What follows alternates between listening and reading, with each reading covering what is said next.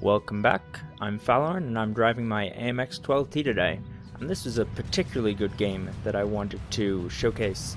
And well, I don't even think I was 20 games into my AMX12t yet when I had when I had this game, but I know how to drive light tanks, and I'm learning how to drive this one, and I like it quite a bit. One thing you really notice when you first start driving this tank is that there is no gun depression or elevation, and that's going to come into play in a little bit. But that is part of why I decide to sit on the hill at first. Now you might think, well, Fallon, you're in a light tank. You should be the one rushing down the hill and going to go shoot all those other tanks. No. Are you kidding me? Do you know how much damage their guns can do? It's a lot. No, patience is a virtue when you're driving a light tank. If I were to rush right down there, what would have happened to me happened to that WZ-131 there. Now, what I shouldn't be doing, if I'm honest here, is taking pot shots at this Jagdtiger 88. Jagdtiger 88. I have one of them, and I know that there is a monstrous weak point in the middle of the front. So, or at least I believe there'd be one there. Anyway, I was just hoping that I might get lucky and land one in there.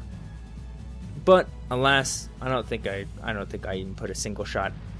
I don't think I do any damage to that tank. I might track it at one point, but who knows? It could be someone else.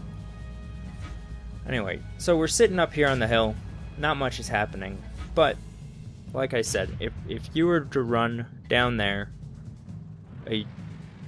you'd die, or I would die initially. Now that we've had our lemmings rushed down, and we've had some of the campers that were a bit aggressive have been taken out, now it's time to go forward and start making use of my maneuverability and view range, which is exactly what I do.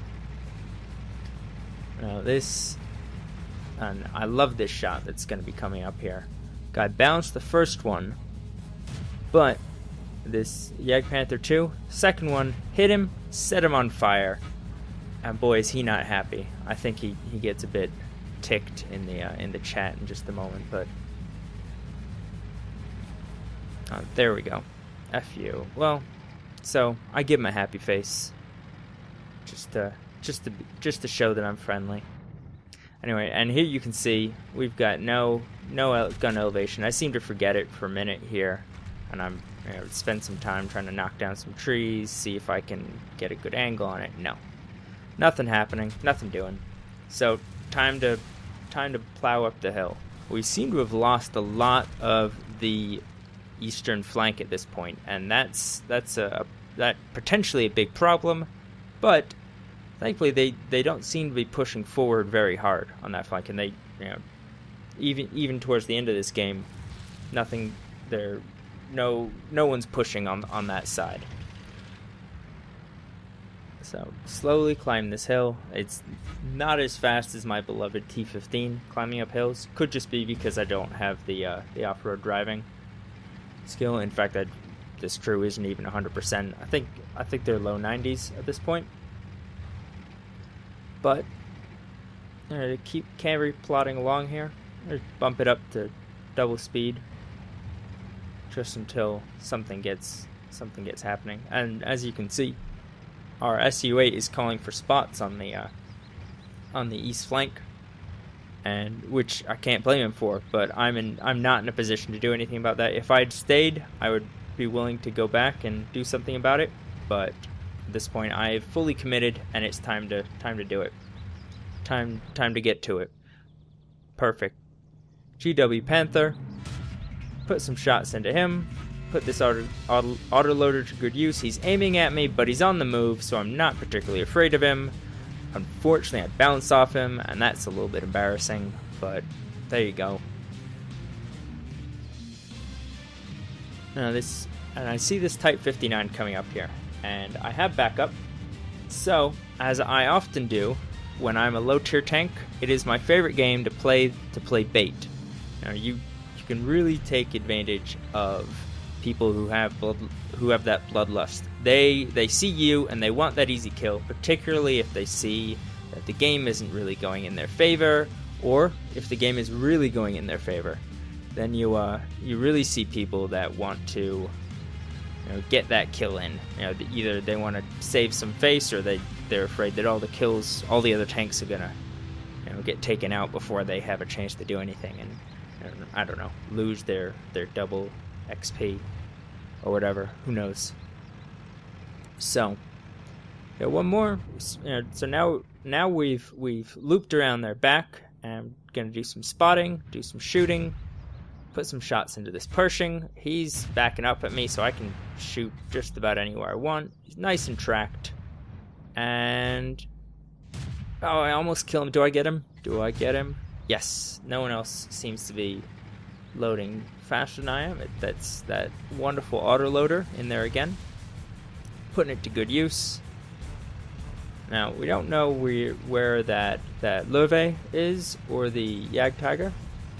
We know the T-34 has just been taken out, and there's a Patton somewhere. Well, the Patton's down in the gully, in the valley down there, at around Hotel 7.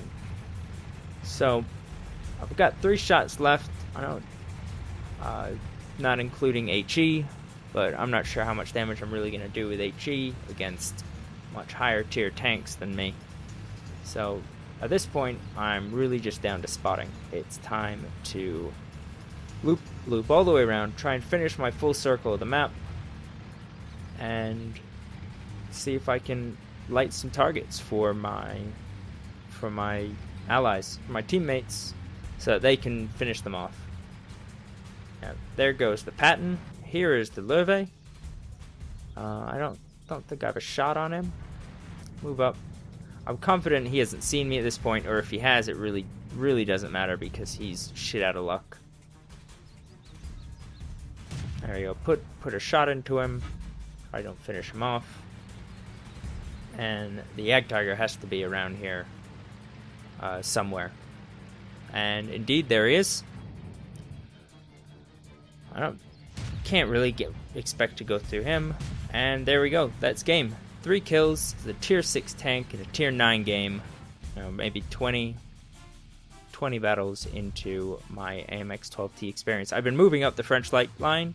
I like it. I like it a lot more than the ELC AMX, which was a lot of fun, but I couldn't quite make it work. I know there's a lot of people that can really make it do wonderful things, but it wasn't me. I prefer more circle strafing, more active scouting. Whereas, to be perfectly honest, the ELC AMX isn't a scout. It's a weird TD on meth.